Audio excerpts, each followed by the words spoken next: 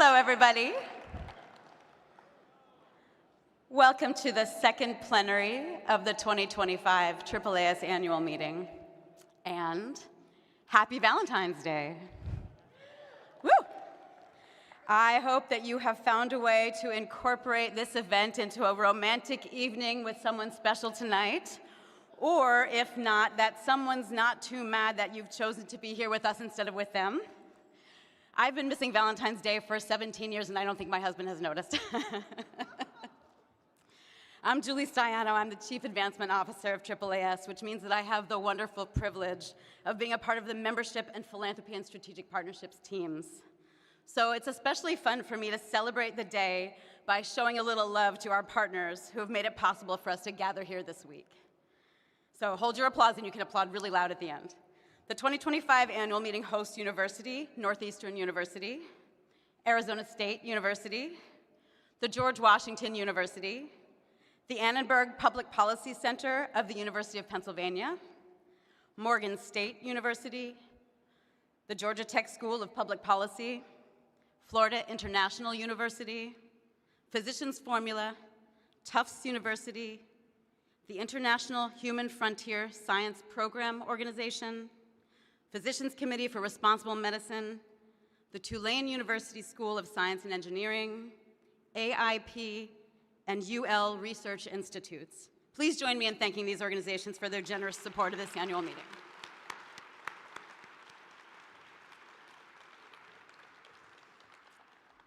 Before we dive into our program, I think it would be fun to take a quick low-tech poll. By an old-fashioned show of hands, how many people in the room are or have ever been in a AAAS leadership position of any kind? That's a lot of hands. Thank you. And how many would consider themselves a member or donor or a partner of AAAS? That's a majority of the room. I love seeing those hands. Thank you so much. You are the heart of this organization, the people we work on behalf of, who inspire us and who make our work possible. Thank you for being here in Boston with us and for everything that you do for AAAS. You all deserve a round of applause.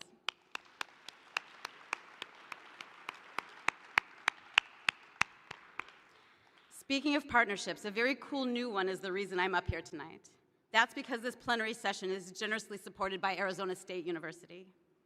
Representing Arizona State on behalf of President Michael Crow is Dr. Matt Holver, Vice President of Knowledge Enterprise Initiatives and Professor in the College of Health Solutions. Matt, will you join me? Along with many colleagues who are also in this room and who you'll hear from later this weekend, Matt has been a co-conspirator in building a new collaboration between AAAS and ASU that launched just a few weeks ago in Tempe. The 5-year partnership will elevate and amplify strategies and practices that advance science excellence and enable a boldly inclusive scientific enterprise serving society, a goal that is tremendously important to both of our institutions. This effort, which we're calling the AAAS and ASU Collaborative, exemplifies high-level mission-focused work that AAAS aims to be doing more of with institutions of higher education in a way that embodies our shared values and, we believe, amplifies our opportunity for impact. For our purposes this evening, this collaboration also reflects the spirit of the Vision for American Science and Technology, or VAST, a task force chaired by AAAS CEO Sudha Parikh, and including ASU President Crow, which we'll hear all about in just a few minutes. In the meantime, please welcome Dr. Matt Holver.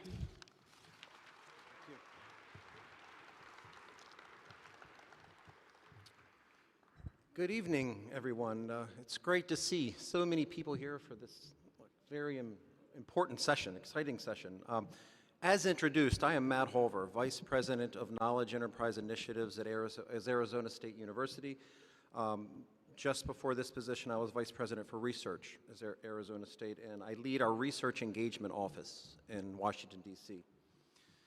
At ASU, we intensely focus on expanding research impact, and to that end, we are very focused on building partnerships with federal agencies, policymakers, industry leaders, organizations, community leaders, regional leaders, and really mission-driven organizations like AAAS. And our goal is really to ensure the breakthroughs in science and technology are translated to real-life solutions. As a public university, yes, we train many scientists We train many engineers, but are also very intensely focused on training social sciences that are vital to translation to real-life solutions. So ASU is honored to kick off tonight's plenary session, featuring a distinguished panel of leaders who are pursuing the same goals while shaping the future of science and technology. So science continues to transform lives. But if the U.S. wants to remain a global leader, we must adapt, we must collaborate, and we must invest in innovation. That's why I'm especially excited to introduce this panel tonight, VAST, the Vision for American Science and Technology. It's a bold initiative, which we will hear more about this evening, and is focused on strengthening the U.S. scientific enterprise and preparing us for the challenges ahead. Higher ed's at a place where we're intensely facing challenges of accessibility, and that directly impacts STEM education. If we want STEM to benefit all of society, we must seriously think about strengthening the entire ecosystem. From early education, K through 12, higher education, and then very purposeful thought about workforce development. That means fostering a culture of innovation that's open to everyone, all stages. The creation of knowledge, the application of knowledge, and excellence and inclusivity must be hand in hand. At ASU, our charter is very clear in this. In our charter, we measure ourselves not by whom we exclude, but whom we include. And so that's why we are committed to ensuring that research and education serve entire communities, not just a select few. This is at the heart of VAST, which recognizes that scientific progress is strongest when it's diverse, it's inclusive, and it's accessible. That's why our president at ASU, Michael Crow, is participating in the VAST initiative. So, a little personal note, I grew up in rural West Virginia, class of 48 students.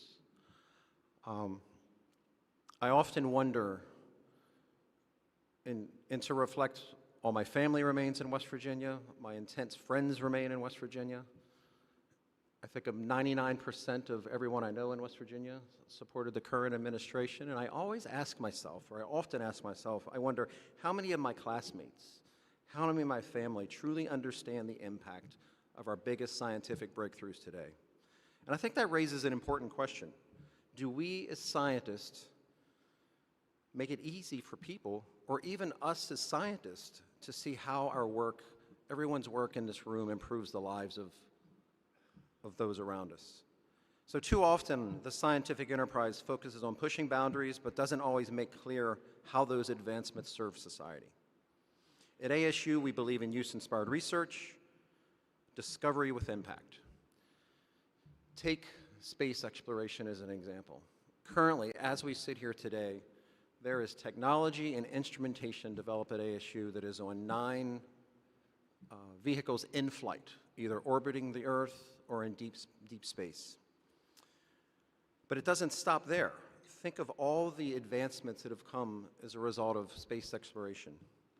CT scans, infrared thermometers, water purification systems, memory foam. We in science do not do enough to make sure the masses and the public understand the impacts of what we do. When we invest in science and technology, we are investing in people, in communities, and in the future.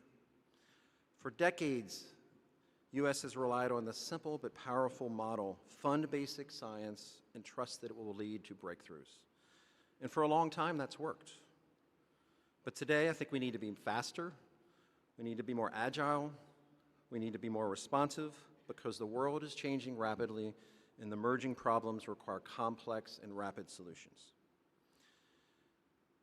Other nations are ramping up their STEM capabilities. In some areas, they were being surpassed. As Dr. Dario Gil, chair of the National Board, put it in a recent publication, the NSF and NSB got started 75 or so years ago.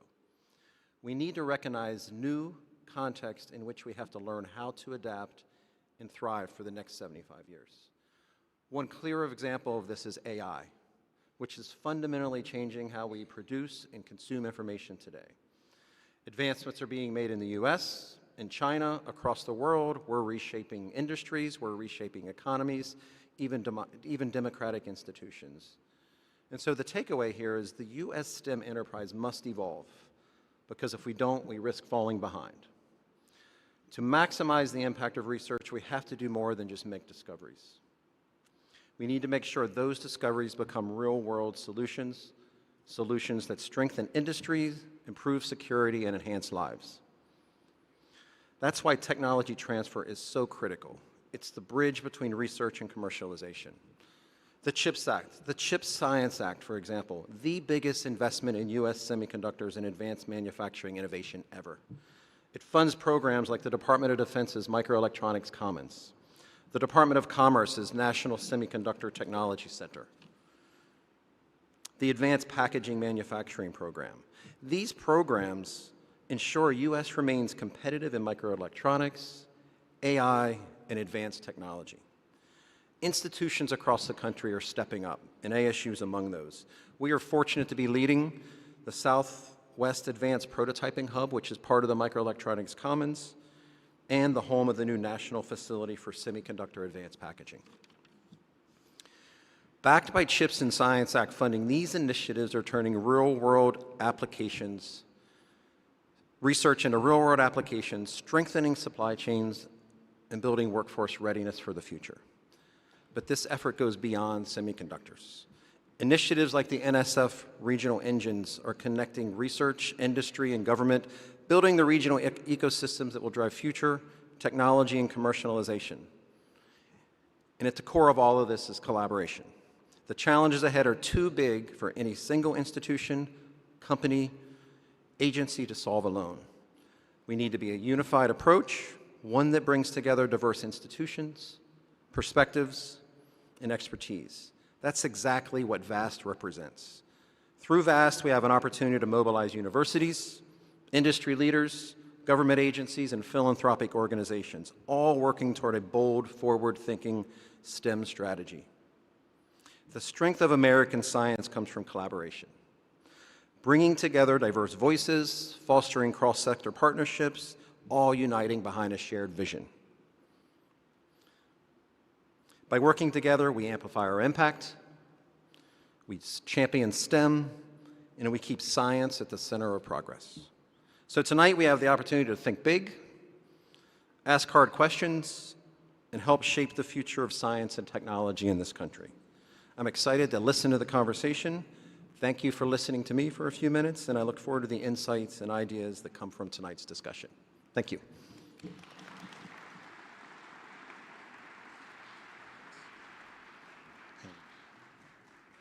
Ladies and gentlemen, please welcome our moderator for this evening's discussion, Allison Snyder, Managing Editor of Axios.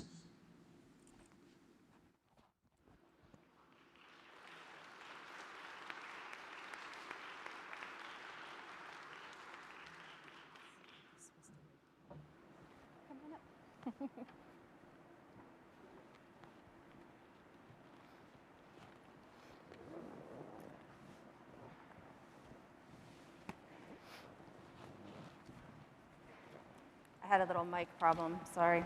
Good afternoon, as the voice of God said. I am Allison Snyder. I'm a managing editor at Axios. Thank you all for being here. Thank you to everyone who's watching online. I'm just going to add to what's been said so far and maybe take an even bigger picture. Science and technology have, for decades, been an arena for international collaboration. It's delivered advances, it's strengthened ties between countries. But as it's become a forefront of geopolitical competition and it amasses more economic value, that global science and tech landscape has changed. And no one country no longer dominates. Science remains interconnected, but there are all sorts of new partnerships emerging around the world. So, against that backdrop, CEOs, university presidents, and former elected officials formed a task force last year to set an agenda for science and tech in the US called VAST. And today we're going to hear from 4 of the people who led that effort and get a preview of their report that's coming later this month. February 25th. Oh, I didn't know if I was allowed to say the date, actually, so yes. I don't know if I'm allowed to say it. But you said it, you're the boss. Anyway, so we have with us this afternoon Sudip Parikh, who you've probably all heard speak at least once in the past few days. He's the CEO of the American Association for the Advancement of Science and the executive publisher of science journals. Next to him is Marcia McNutt. She is the president of the National Academy of Sciences and was director of the US Geological Survey from 2010 to 2013. Thank you for being here. On the end, France Cordova is the president of the Science Philanthropy Alliance and the former director of the National Science Foundation from 2014 to 2020. And also joining us, beaming in, is Kelvin Drogemeyer. He's a professor and special advisor to the Chancellor for Science Policy at the University of Illinois, Urbana-Champaign, and former assistant to the president and former director at the White House Office of Science and Technology Policy for 2 years from 2019 to 2021. Hi, Kelvin, how are you? Great, good evening. So thank you all for being there. Thank you again to everybody who's in the audience and watching online. You can submit questions. There's going to be a Slido. We're going to put up a QR code. Please feel free to submit questions that way, and I will try to incorporate them as we go along or even just at the end. So we're going to dive into the task force recommendations, but I want to start with the current state of affairs. Many scientists are rattled by the Trump administration's actions out of the gates. You know, there's blackouts, there's buyouts, there's layoffs, cost cuts. There's a lot of people who face uncertainty for their jobs and the future of science. And so my first question, which is to you, Sudip, is US science leadership, which is the focus of VAST, being jeopardized? Allison, you know, it pains me that we're having to start in that way, but I know we do. I know we do. And what I'll say is that there is uncertainty, there is anxiety, and it is rightfully so. And we are seeing some implementation of that today, which I'm still learning about in the news. What I'd say is that that is challenging for the American scientific enterprise. And the way that I want everybody to think about VAST is it's a vision for the future. It's a vision for the future. And so when you're trying to put forth a vision for the future, you want to step out of time and you want to say, what should the world look like? Create an aspiration that is then the focus of future actions.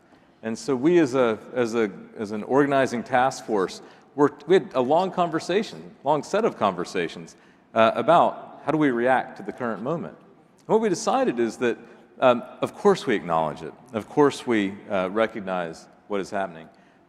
We also think of VAST as being the place where we think about an aspiration for the future that is saying, here's what we must do. What is the social contract we're creating with this country in science and technology and what we do for it?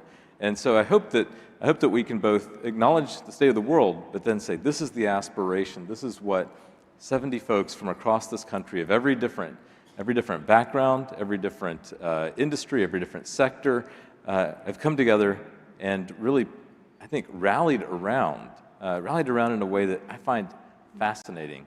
And we can talk about the types of people who are on the task force later, but it really is remarkable. And it's, in some ways, an antidote to the current moment for me. I wanted to ask each of you, now I'm not much louder, what do you each see as the stakes if the US falls behind at this moment? And maybe we'll start with you, and then I'll go around. Oh, me first? Yeah, go ahead. Yeah, you know, there's this amazing thing, which is that we've had this amazing vision that was set in 1945. And that vision was that we should invest in basic science in a time of peace, just as we did in a time of war. And that simple vision has had incredible implications, really building the modern world. And what I love about that is that it is self-reinforcing. You invest in basic research, it creates a slightly better, slightly more prosperous, slightly healthier American people who then invest a little bit more in basic research, who then do a little bit more, and you get this virtuous cycle that spins upward and benefits accrue to us. Well, when you're no longer leading that, when you're no longer leading that competition, or when it's not assured, the benefits no longer accrue to you. And when they don't accrue, they compound, right? The incredible power of a compound rate of growth. And so when you don't have that, and somebody else has it, then you end up not being able to become more prosperous, not being able to become more healthy, and not being able to become safer. And so that's in my mind, the implication or the consequences of not thinking about a vision for the future. We are standing on the shoulders of an 80-year-old vision, which is wonderful and thoughtful and amazing. Shouldn't this generation do something like that? Marcia, you want to add to that? Yes, so last June, I presented the first ever State of the Science address, in which I talked about exactly what Sudip mentioned, namely that after World War II, the United States built the most powerful scientific engine that this world has ever seen. And in talking about the state of science, I said that the situation for the future was looking grim, that all of the indicators were starting to show that the US was losing ground. We were losing ground in terms of the number of degrees given. We were losing ground in terms of top publications. We were losing ground in patents to US inventors. We were losing ground to new drugs in the pipeline that were coming out of the US system. And I actually heard back from some members of the Academy who said, what does it matter which country leads? Because science is a public good. It is for everyone in the world. And I completely agree with that. Science is a public good, and this is why all of us as scientists, we've got scientists here from all over the world at this meeting. And I think everyone here realizes that by sharing our discoveries widely, we can have the entire world benefit from what we're doing. But there have been special benefits that have accrued to the US by being in a leadership position. One of the obvious ones is setting the standards. If you discover something and you build the new technology or the new industry, then you build it to fit with your standards. You don't have to re-engineer things the way they have to do in other countries. The second thing that comes up is you can set the ethics that surround it.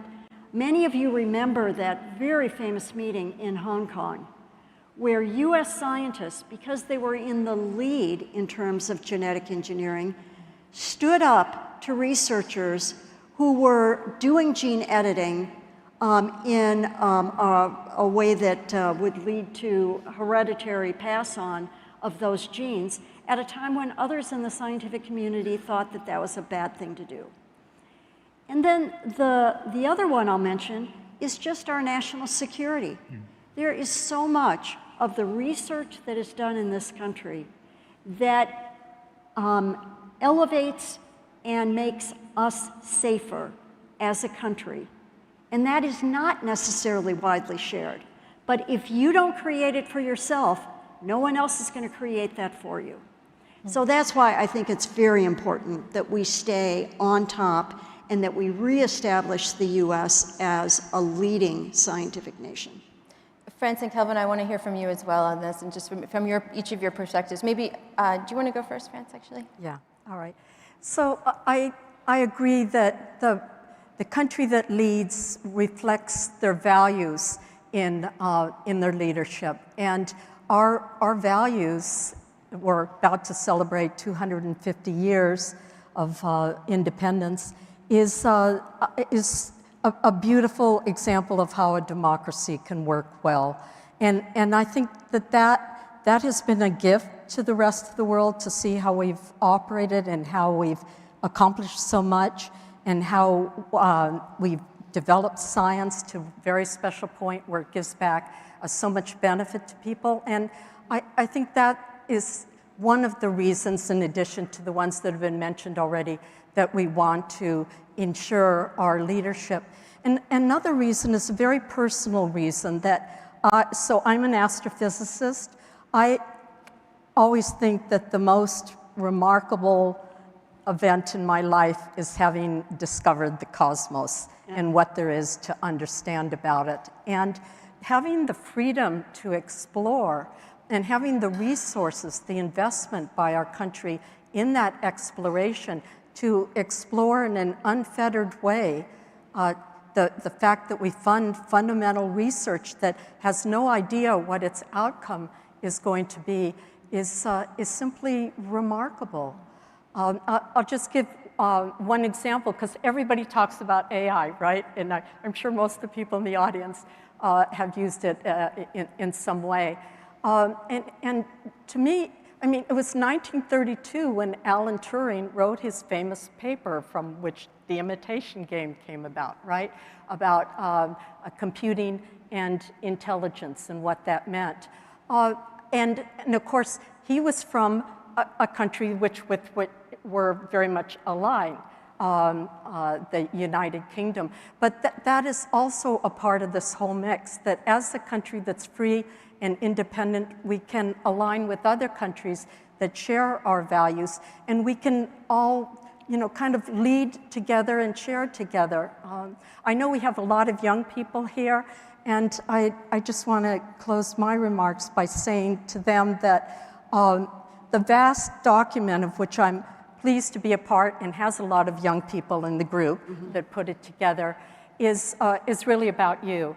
It's about your leadership that's already present and the leadership that you're going to exhibit to come. And if there's one main reason for being on top as a country and globally competitive, is so that you can participate in the vision that we've all enjoyed, and you can promote public benefit and freedom and independence. Great, thank you. And Kelvin, real quick, can you talk about a little bit from your perspective? Yes, absolutely. Thank you. Great to be with you. And France talked about the topic I was going to talk about, but let me maybe put a little bit of a different view of it. If you look at what happened in World War II, obviously we defeated the Axis powers. We, with our might, with our military might, with our scientific prowess, we brought an end to a terrible global conflict. And so the key thing for us is that leadership in the world isn't just about the science and technology and the economic benefits and the national security. Those things are all exceptionally important. But fundamentally, the thing that really sets us apart is our values.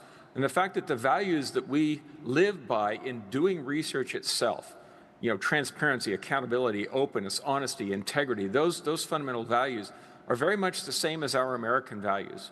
The freedom to create, the freedom to explore, the freedom to start a company, the freedom to do basically whatever you want to do. And this alignment of those research values that are baked into our enterprise and how they comport with American values are critically important. And it really makes us a beacon in the world. Not to say that other Western democracies don't have values. That's certainly not the case. But really, when you are leading the science and technology arena, as Marcia said, you have the opportunity to set the standards. And it's not just, kind of the broad standards. We're talking specific standards of technology that are really critical for ethical use of AI and openness and transparency and things like that. So speaking to the young people, we don't talk about our values nearly enough because we sort of grow up with them, we take them for granted. But frankly, when other folks come here from other countries to study, a lot of times they did not grow up in the same value system. We have a huge opportunity as a nation to lead the next generation with our values and talk about our values and apply our values and speak to the importance of them and talk about the consequences of not living by those values. In medical research and other types of research, when you're fabricating results, you're not doing research the right way, great harm can come. So those values are really the foundation of what makes us, I think, really unique. And so I think when you put that together with our capabilities, with all of our assets and so on, then we really do need to be the world leader in all of these key areas. Well, of course, we can't lead in everything, but a lot of the key areas, and of course, dealing with humans and understanding the human behavior dimension, at the end of the day, everything comes down to humans. And so we tend to sometimes dismiss the social sciences, the behavioral sciences, the economic sciences. We have to intertwine those with the research that we do. And again, that's kind of a really unique aspect of our system, of our 26 federal agencies that fund research. So I would just say I really reinforce the notion of values. And I hope that when folks come away from reading this extraordinary VAST report, they realize that We're in America. That is something very powerful, very unique, and we have to preserve the tremendous system that we have and make sure that it truly does become a North Star and remain a North Star for the world. So Kelvin talked about the value of openness, which goes into my next question for you, Sudip, which is that this is a very US-centric nationalist plan. And I think, juxtaposed with science being a collaborative and open endeavor, like, how do you square those? What does that look like? Yeah, and I want to start this by saying, I believe that science is a global endeavor. It absolutely is. And what I would say is that these two things are not in any way in conflict. What you see when you have a country that advances in science is the ability to engage with other countries that engage in science. And that is really powerful. You get the benefits moving more quickly. When you're engaged in research and you have infrastructure that you can share, and you have infrastructure that is unique in the world, you attract talent, and that talent can also, some of it stays, some of it goes home. You actually lift the entire world by being willing to make investments, by being willing to lead, by being willing to set a new set of structures. One of the things that I've been really fascinated by in learning about the history of our own enterprise is the fact that many other nations have discovered the plan of 1945 of investing in basic research and using that to actually grow their economies. And that's wonderful. It's actually led to a quickening of the pace, quickening of hopefully to, in the medical field to get treatments to patients, and in other areas to grow our prosperity and other things. And when you have an enterprise that is weakened or is not as powerful as it could be, we're actually doing a disservice to the rest of the world as well. So I don't see the two things out of alignment. I love healthy competition. Healthy competition is powerful, whether it's between you and your brother and sister, or whether it's between nations. Healthy competition that values and respects one another actually moves us forward. I want there to be a cure for Alzheimer's. And look, I'll be honest with you, I don't care if it's in Boston or Beijing or Brasilia, any other B city that I can think of. I want there to be a cure for Alzheimer's. And I believe that if the United States is working at its peak in terms of its scientific capability, that cure will come faster somewhere in the world. Now, do I want it to be in the United States? I do, because I think there are benefits that accrue beyond the medical. But I think it helps everybody when the United States is actually trying to lead. So any danger in a race dynamic or a competition dynamic? There's always, look, everything has a potential downside. Everything. And so the whole point of policy making is to create the boundary conditions to get the upside and not create the conflict that you don't want. I want to dig into the report. I know it took us a bit to get there, but I think it's really important to talk about these bigger picture trends. So the report sort of falls into three buckets: people, infrastructure, and money.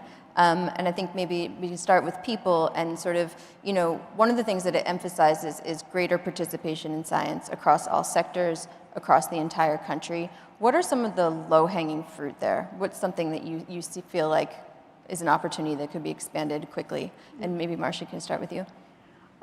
Sure. I think that if I have to say what is my biggest concern for American science prowess, it is in this human capital part of it.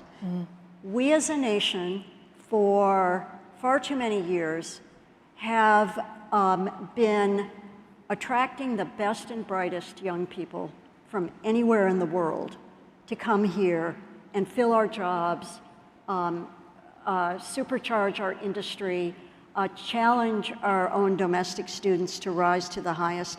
And there's no doubt, I'm sure there are football fans out here, and you know that if your football team recruits from the entire state, you have a much better football team than if you only recruit from your neighborhood. And so that's what we have been. We have been that national or international football team for science for many years. But now what's happened, just as Sudip has said, other countries have picked up on the benefits of this US approach, and they are building their own very strong science powerhouses. We are going to have a much harder time, first of all, attracting these young people to even come here for their education, but particularly in keeping them afterwards. And I'm worried when I see the projected demands on a US workforce that needs to be scientifically literate in the future.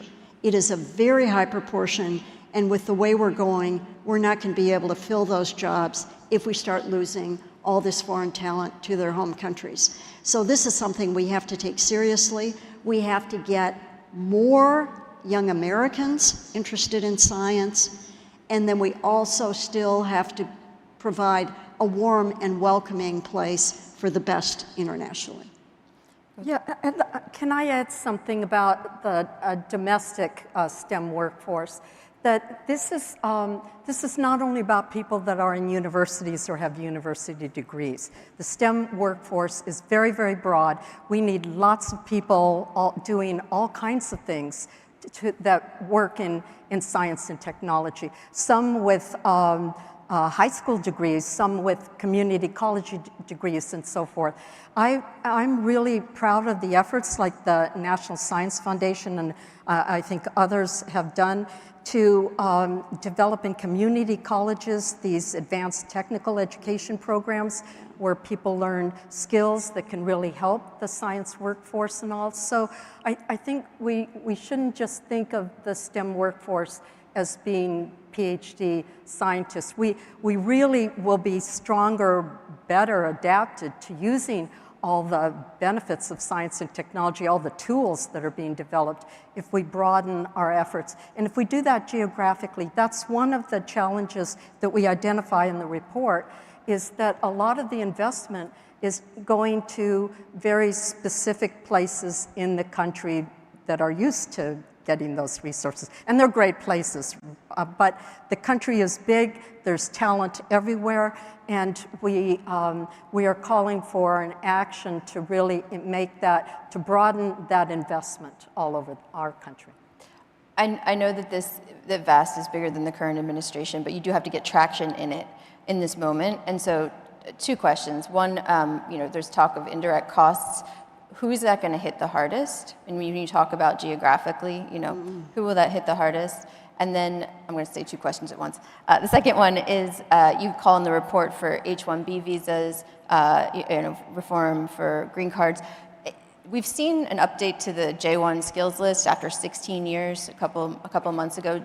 Do you think that this is a place where you actually could make some progress with the current administration? We've heard powerful people who are influencing the president talk about H-1B visas. So I don't know who wants to take which one, but do you want to start with that? I can take it broadly.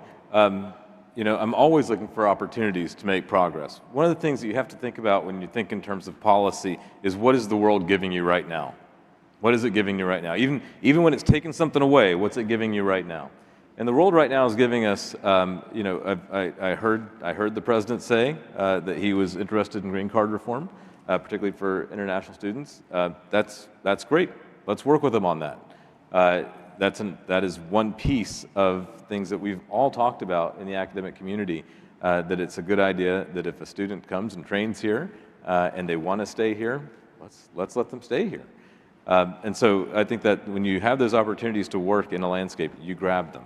I know that sometimes we think of all the things that are being taken away are hard right now. There are also some things that open up, and you have to make progress where you can, and then you make progress later where you can with another administration. And if I could take another tack on that, I think we as a research community have to take a hard look at how we ourselves are building the workforce of the future. Right now, a young person that goes for a PhD in a science field, they have to go through their undergraduate.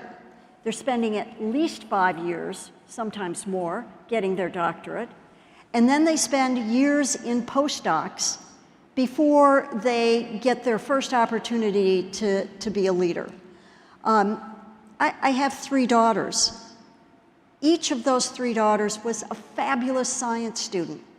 All of them refused to become scientists when they realized that by going to some other professional route, business, law, they would be earning six-figure salaries 2 to 3 years out of college.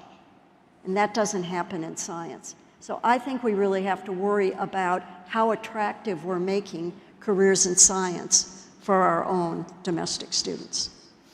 If I could add a Yes, point here about this. You know, we talk about degrees. How long have we had degrees? Hundreds of years. We're using an antiquated process here to think about the skills and capabilities that are actually needed. The fact that you have a degree in something doesn't really say a whole lot. In fact, what you really want to say is let's kind of deconvolve that and kind of look at the actual skills that you have and the capabilities and look at the assembly of skills. And when you do that, you're basically looking at the genome rather than the phenotype, okay? The genotype versus a phenotype. And so we tend to just look at, okay, this person has a degree in X, but in reality, that's not what we need. And so there are activities out there now to really kind of do this, take this approach to where, in fact, if you look at yourself, you have to do this, you have to look at yourself and say, okay, what skills do I have, not what degrees do I have? And then if you look at sort of the little bit beyond that, if you're able to upskill and reskill, it can open up a whole new universe of opportunity that you didn't even know was there. And it really takes the employers, it takes the academic institutions, and it takes the individuals who are looking to be employed. This is a very, very different way to look at the world, but it's really, I think, the way that we ought to begin thinking about it, because you know, this traditional model just doesn't fit where the world is going, where science is going, technology is going, and that sort of thing. And otherwise, you know, if you look at people, they don't stay in their careers 10 years, 20 years, 30 years. They reinvent themselves a lot along the way. That's a very difficult process right now. If you really sort of deconstruct an individual into their skills and capabilities, you see a whole different organism than you do otherwise. And so I would just say that this is something we really need to think about as a nation, and this is something we really could lead on. You also call for eliminating obsolete regulations, and actually, Kelvin, I was going to ask you about this. What can be done to better support scientists in that regard? What are some of the regulations that come to mind that just, you know? Yeah, that's a great question. You know, the notion of compliance, of research compliance, is extraordinarily important. Human subject research, laboratory safety, you know, dealing with radiological hazards, financial accounting, all that stuff. We all agree it's extremely important, but it's also enormously complex.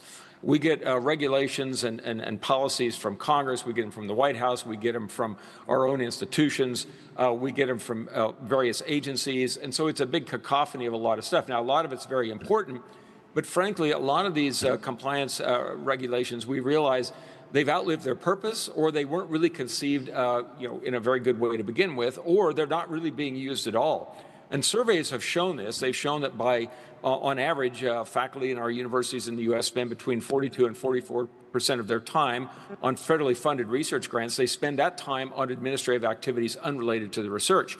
And if you really kind of look at the numbers, what it will tell you is that since 1991, there's been 270 either new regulations or significant modifications to regulations that relate to research that are done. And 62% of those happened in the past 10 years. And that's 181% growth in the last 10 years. And so universities are now spending over 25% of their own dollars to fund the research that they do. And it's been growing over time, and it's really unsustainable. So we really have, I think, a tremendous opportunity. Back to Sudip's point, you know, there are challenges right now, but there are also very significant opportunities to get greater efficiencies, more effective use of time, more effective use of taxpayer dollars by really tackling this morass of regulatory burden that our researchers and academics face, but it's also within the agencies and within our institutions. It's not just the researchers.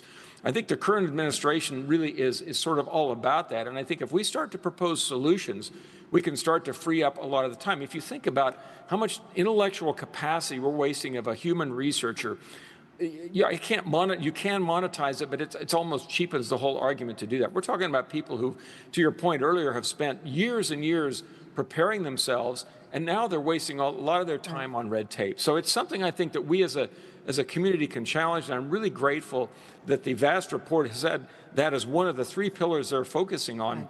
And it's really a call for major reform in this country, and I really think it's time to do it, and I think we can. Yeah.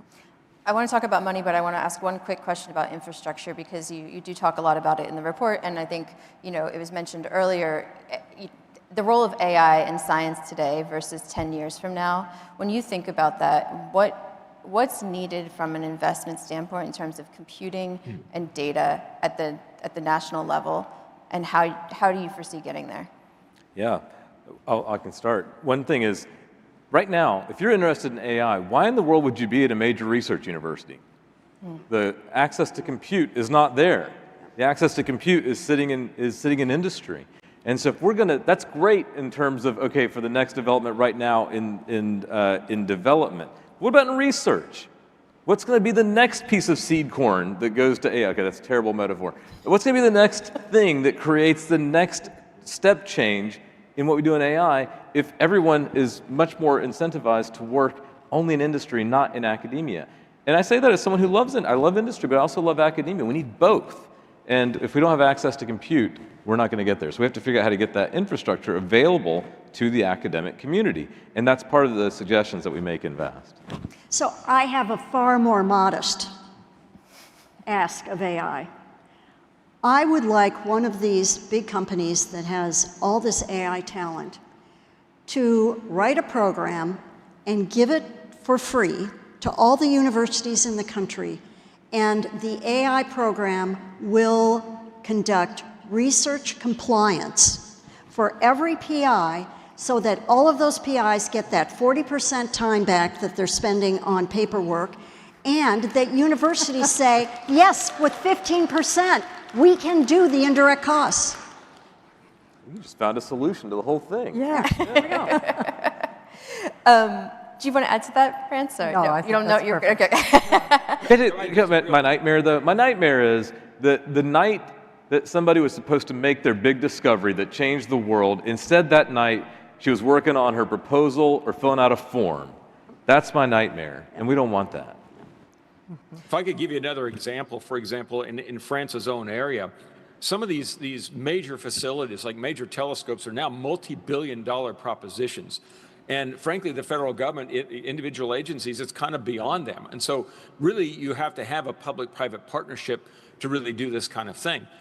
Back to the AI as well, what we really want is a partnership between industry and academia, not where a person has to have both feet firmly in an industry, in a company, or firmly in academia, but where you can actually have one foot in both camps. Now, okay, conflict of interest, yes, but we have to really think for the future here. And we don't want companies taking all of our great faculty out of our universities. We want a partnership because we need to be educating the next generation in a partnership modality and have it be a win-win. And I'm not saying that companies are doing that. And there are good models, I think, of sort of a hybrid, private company and university, but it's a very difficult thing to do right now.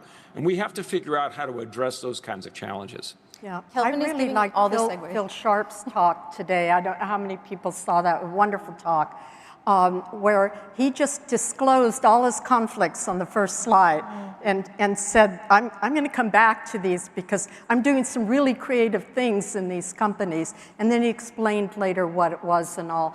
And that goes to Kelvin's point that we just need to be more we need to disclose what our different interests are, but we also, unless we align all the different sectors, then we're just not going to make progress. And one of the sectors that I represent is philanthropy, and just talking about the last example that Kelvin brought up. So there are philanthropies, they have a lot of money, first of all, okay?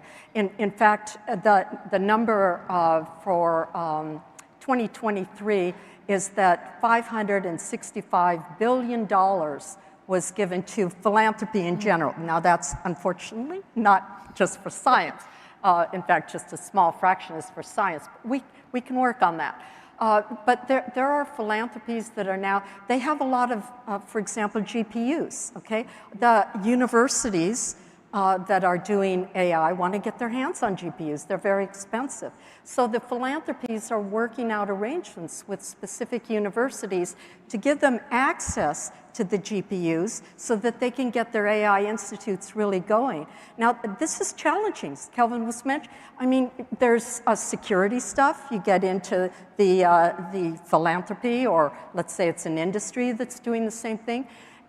But we can overcome those things if we're all working together. And that's where the shared partnership, which VAST initiative is so talks a lot about is just so very important. We need to do our partnerships in different, open, more transparent ways. And right now, we make it very difficult. I know from the NSF experience that getting some philanthropies to do business with the foundation, the federal world is just, it just takes a whole lot of work, and we could make that easier. Who, in a system like that, I guess, who gets to decide what science is done? How do you choose? It's a great point. And that's one of the things that you have to work on in terms of templates for governance, right? So if there are going to be shared resources, how do you drive that? It can be different things for different areas of research. So for example, the state of New York is interested in semiconductors and has created a public-private partnership up there to drive that work. And the governance is coming from a nonprofit that is taking in the funds from the feds, from the state, from philanthropy, and they work on a shared governance to figure out how to do that. That's important, right? Because all the great ideas don't reside just in one place. They're not centralized. They're all over the country. And I can tell you that 20 different states are probably trying similar things. And they're making progress because they understand the problems on the ground. They understand what talent they need and they need to develop and which community colleges can do what. That is a challenge that can be met in governance at the local level, not necessarily at the federal level. You still need the feds, though. The feds have something really important, which is an understanding of the entire situation for the country and the competitive landscape of the world. So, if I could give another yes, quick please. example, the Chan Zuckerberg BioHub initiative is a beautiful example of that. You know, I think it's New York and it's Chicago and San Francisco, I believe, and so we have a hub just north of me up in Chicago, and what it's doing is it's got universities involved, but it's driving local industry, it's driving some other philanthropic engagement, it's driving research in other areas. And it's really lifting up the whole region to deal with some extraordinary challenges in this case, the role of inflammation in disease. And so these kinds of partnerships are just wonderful. And you see this philanthropy, and then you see private for-profits get involved, and then you see the universities really kind of driving this thing, because that's where these things are homed, and that's the neutral ground. All we want to do in a university is just, advance the cause of science, benefit society, and things like that. So those are really wonderful examples of the type that Sudip was mentioning, and there are an increasing number of those, which is really great. So we're learning how to do it, but to France's earlier point, we don't do a great job of that, so we really, really have to keep our foot on the gas and move forward much more quickly. Yeah. So the other thing, there's a bunch of great questions coming in, so I will get to them in a second, but I want to ask, the plan also calls for targeted investments in certain areas, AI, material science, biotech, energy. I don't want to forget one, but, this is sort of in some ways, a top-down central planning approach that the US hasn't taken, right? That's been a distinctive, well, okay, you can argue, okay, a distinction for the US. I mean, and researchers, I think, worry about that, right? About the government prescribing the breakthroughs that are needed. So how do you think about that? And how do you think about, in the report, you also talk about coming up with a system for reassessing that. What might that look like? Can you sort of talk a little bit about that, paint a little bit of a picture? I think it's possible to do two things at once. So yes, there are some priorities, particularly in research and development. It also calls for increased investment in basic fundamental research, because both those things are true. And so I don't want any of my scientist friends out there to think that we're not calling for basic science. Basic science is absolutely the seed corn for what comes next. But there are some spaces where if you don't win those races, then you're not going to catch up ever again. And as much as we talked about it, we could think of a few. Artificial intelligence, biotech, a few other areas came to mind. But we also need a process to ensure that, gosh, just because those 70 people thought that might not be the right ones. Let's make sure that we're calling on the full capability of the country to choose those priorities. And let me address it from a slightly different standpoint. Absolutely, there's no one that I've talked to on VAST that is interested in retreating from having a base level of funding across all fields, because you never know where the next breakthrough is going to come from.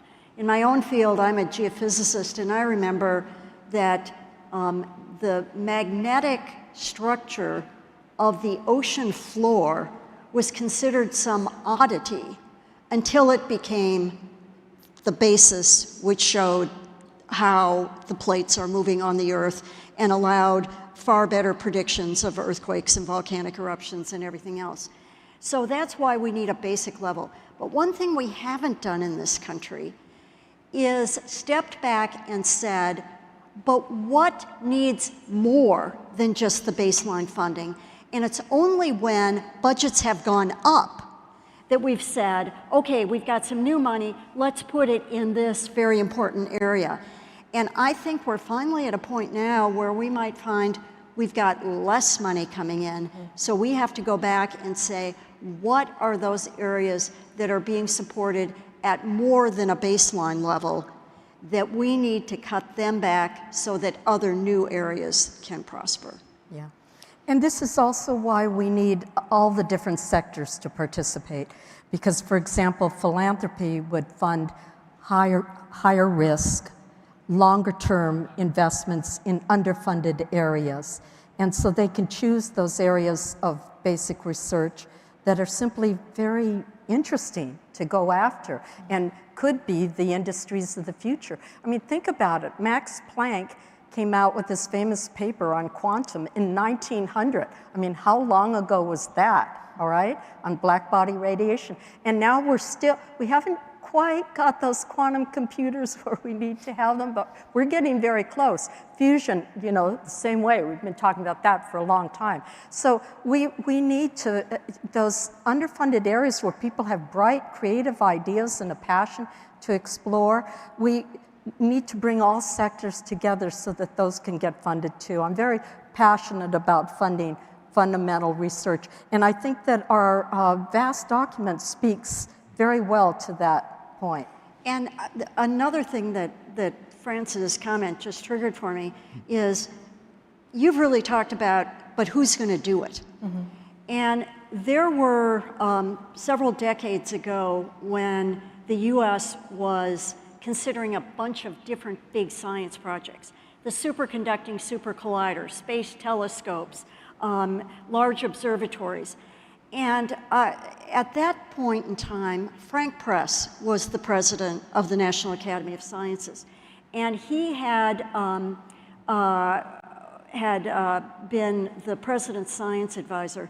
And he realized that there was no one in this country that was capable of weighing these different big projects against each other because scientists were all in their own silos. They saw the advantage of what they were doing. They didn't necessarily see the promise elsewhere. And that's when he started the Frontiers of Science meetings, which I think many people here have probably been to, but it was an opportunity for scientists to stand up and talk about what are the frontiers in their field using no jargon to other scientists. People quickly realized that everyone understood basic math and the periodic table, but if you went beyond that, you lost them. And I think it's that kind of interdisciplinary training of tomorrow's future leaders that we really need if we're going to get this right. And if I could just quickly build on that, you know, I think in this time that we're talking about, and it's not just the current moment, but it's for the future, we really have an opportunity, and I think almost an obligation, to sort of fundamentally rethink how we support basic, fundamental, curiosity-driven research. Because if you look at how things are operating now, we're getting more and more prescriptive. The funding agencies are getting more, you know, I think NSF puts out like 700 solicitations a year. The STC, the Science Technology Center that I co-founded back in '89, the solicitation was 4 pages long. Now it's over 20. We need to pull back and turn people loose and say, what is it you want to do? Throw your best ideas out there, and we'll figure out a way to fund it. Rather than saying, in order to get funded, you've got to do these 20 things, and if you don't do those things, you're not going to be competitive. I think in this time of constrained budgets, we have an opportunity to rethink how we do this to gain efficiency and to really cut loose the capabilities and supercharge the intellectual prowess that we have in this country. And so I think this fits so much with you know, talking about the money, the workforce, who's going to do it, and that sort of thing. We have to also think about how we're going about actually doing the funding itself. I want to take a few of the questions that have come in because they're pretty good. So first one on education. How do you encourage the next generation of STEM leaders to continue down the path of research when the stability of funding can't be promised? France? Well, I'll just start. I don't think stability of funding can be guaranteed in any occupation. Ever. Any occupation. I have a son who I put him in a white lab coat all through high school. He ended up going into finance, okay? But he's terrified, because the markets go up and down, who wants private equity? I mean, venture capital. It's an uncertain world. It doesn't matter, what occupation you're in. So you need to be driven by your passion for what you've chosen to do, to make your career investment. And it is an investment. And you have to have your eyes and ears open because change comes along, be flexible enough, adapt to new situations. So I think there are science and technology, and the investment in it is recognized by all sectors, industry, the government, philanthropy, universities. So it's not going to go away. Is it going to change? Yeah, it'll change, and the proportions will change some. But if you love it, if you're committed to it, and you surround yourself with friends who feel the same way, you will make it through that. And I think you have to trust. Like, I'm so impressed, Sudip and all the people that have worked on this VAST initiative, that there are so many people committed in their own ways, some of them on a public stage, some of them in a very quiet way, behind the scenes, working with Congress right now, talking with leaders in government to making it happen that we sustain the investments. So I would hold firm. And I would argue, I don't know of any scientist who became a scientist because they were looking for stability and to become wealthy. Mm-hmm. Along those lines, sorry, go ahead. The one thing I'll add, the one addendum I'll add to all that is that you shouldn't need a parental safety net to be a scientist. Right. And so that is part of what's in this vision, which is that, if you're going to go to graduate school and you're a first-generation student, any generation student, and you need to go to grad school, or you want to go to grad school, and you want to study something really important, but you're worried that that stipend isn't enough to actually pay for your rent and pay for your car and pay for the things you have to have, and you have to count on a parental safety net, that takes a whole segment of our population off the table for participating in the sciences, and they might be the ones that are going to give us that next big advance. And so we have to make sure that we don't have that problem. And it's not just the safety net. I've talked to current students, graduate students on small stipends who need to send money home to their parents. They are the parents' safety net. Yeah. This is a funding question, and I'm going to add to it. So the current administration, if the current administration is not willing to support this and federal funders are not willing to support VAST, how will it be able to go forward? And I think the even bigger question there is, how do you build a system that can weather the political whiplash that we see in this country? Yeah. It's a great question. So let me paint a picture for you. Okay, so the world is always in a state of flux. It just is. And so after 1945, the world was in a state of flux. There was incredible inflation after the war, incredible inflation, and which led to a giant recession. And people were worried about these things. And when Endless Frontier was written in 1945, it didn't immediately lead to all the things that we talk about. In fact, there was a 5-year period in between the publication of this vision for America that happened in 1945 and the creation of the National Science Foundation. And then it took Sputnik in 1957 to actually bring in big money. So you're talking about a period of 12 years there.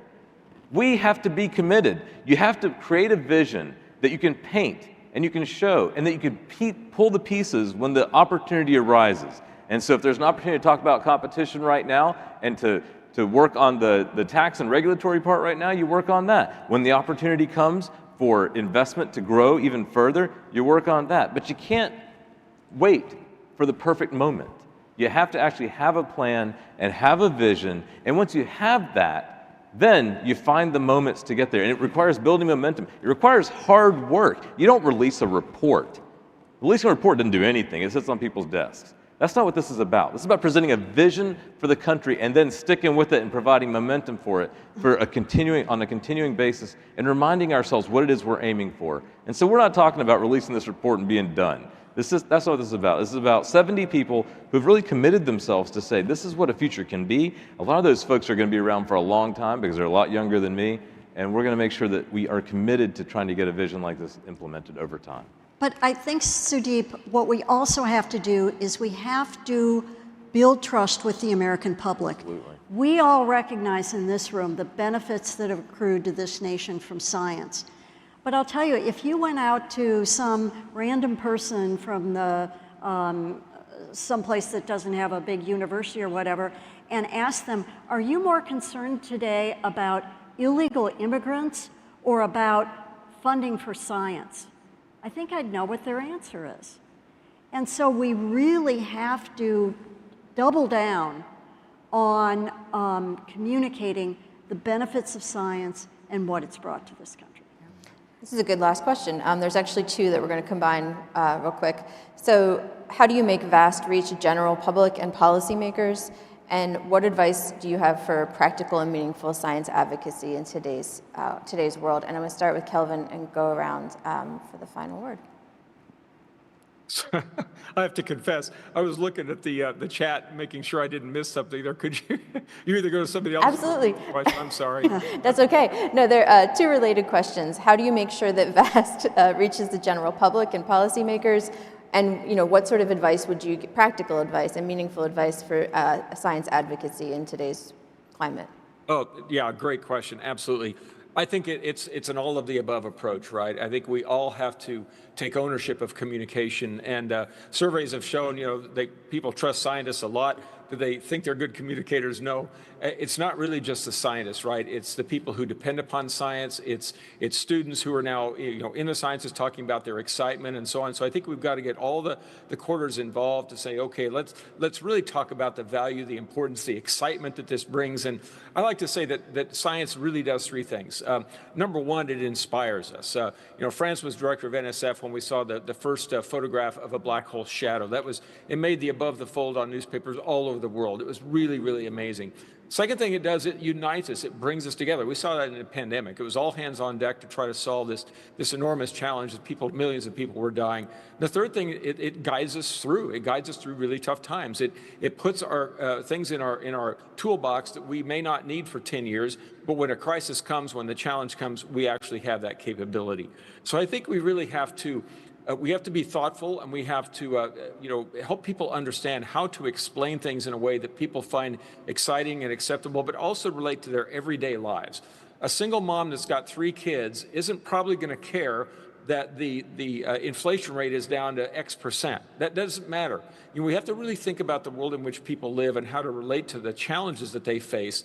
And this is certainly true for lawmakers as well. And of course, Congress, the elections happen, people turn over. It's a continuous process that we actually have to do. So I think it's an exciting opportunity for us. You talk to any researcher, one of the things they love the most is to talk about their research. They get so excited, but we don't do a good job of translating that into language and sort of the world in which just everyday people live. And in some sense, it's not about dumbing it down. That's a horrible thing to think. It's actually simply about putting it in a context that they will find valuable. And we can learn a lot ourselves by doing that. France, how do you think about that? Right, and Kelvin covered enormous ground, but and just getting out where others are and talking to them about what we care about and why. I mean, I've just been amazed how when you're in a community group or a school or something and you explain something, people just are in awe. They just don't get to hear about things enough. I really compliment the AAAS on this meeting because I've noticed throughout the day that there are so many different workshops and all on communication. And so, and very highly attended, lots of questions asked. So there's an enormous thirst here for how to do it better. The other thing I've really learned is by interacting with other sectors. I mean, we grow up in one, say, a university sector, and we stay in that, so we know how that speak goes and how to talk with other university people. But then when you talk to somebody from industry or philanthropy or government, you learn there's a whole different communication language that you have, and you learn about how they explain science. So last evening I was talking with a person here in the audience named Allison from Nike, and she was telling me how she was talking about their Super Bowl commercial and how they, and how popular that was, and what they tried to do through images instead of words to get the point across, enormously popular. So it's also learning how to speak to other audiences that is important. I think the only thing I would add is, and I know a lot of people disagree with me on this, so don't just sit up there and boo, but hear me out. I really think we have to do this in a nonpartisan way. The minute we start questioning other people's values, we lose them. And so the way I like to approach it is I talk about science as the most powerful human endeavor that was ever developed that can predict the future. And it's not up to us as scientists to decide what future people want. But once they decide on that future, we can help them determine whether their actions are going to lead to that. And that gives us a superpower that they don't have. Final word. Yeah. When we pulled this together, the reason we did this is because so many of us felt like we were constantly on our back foot. We were constantly in a defensive crouch. We were constantly having to explain as opposed to inspire. And so we thought, how can we not be on our back foot anymore, but rather reclaim the narrative? How do we become the protagonist of our own story again? And how do you tell that story? And so what we did in pulling this together is bring together these 70 people. And let me just tell you about two of them. One is the Speaker of the House of West Virginia, is a member of this task force. The other is a state senator from New Jersey who happens to work at the Princeton Plasma Lab. The Speaker of the House of West Virginia, as you can imagine, is a Republican, because I think there's about 91 Republicans and 9 Democrats in the House of Delegates in West Virginia. He's also a chemist. And our plasma physicist, who's working at Princeton and is a state senator in New Jersey, you can imagine is on the other side of the political partisan divide. They agree on this. We agree on this. The 70 people agree on this. There's incredible resonance when you talk about the idea that we need an all-of-America approach to how we do science. When you talk about the fact that the same things of investment in basic research and in bringing along domestic talent, in opening up the idea of being a beacon to other places in the world, that is compelling in West Virginia, it's compelling in New Jersey, it's compelling in Texas, and it's compelling in California. It has that power. Now, again, I don't think that's going to happen in a day. It requires hard work. It requires telling that story, and it requires painting a vision for the country that says this is what an all-of-America approach can do for us in the sciences, and that it's good for the world as well. And that is not something that you take lightly. It's not something you do with a lack of energy. It's something that you do over the course of time, and it will take years, and it will not be perfect, and it won't be exactly what we describe in this. Let's start the argument. Let's start the political calculation. Let's start the work of having that conversation. That's a great place to end. Please, everyone, join me in thanking everyone for being part of this. And we're just going to sit here for 1 second. I believe Julie's going to come back up. Hi, Kelvin.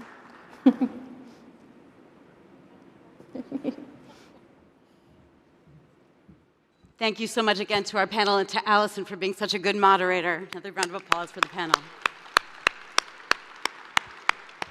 And also, a round of applause for all of the people who have participated in this effort, the entire task force, many of whom are in the audience today. Thank you all for the hard work that has gone into this, for this vision, for this generation. It's really the time for it. Thanks for all the work. Tonight, you have the opportunity to look at your meeting programs. There are several receptions going on. You can bring your Valentine's date to some of the social activities, and really thank you all again for being here at the AAAS annual meeting. I hope you enjoyed the rest of the meeting.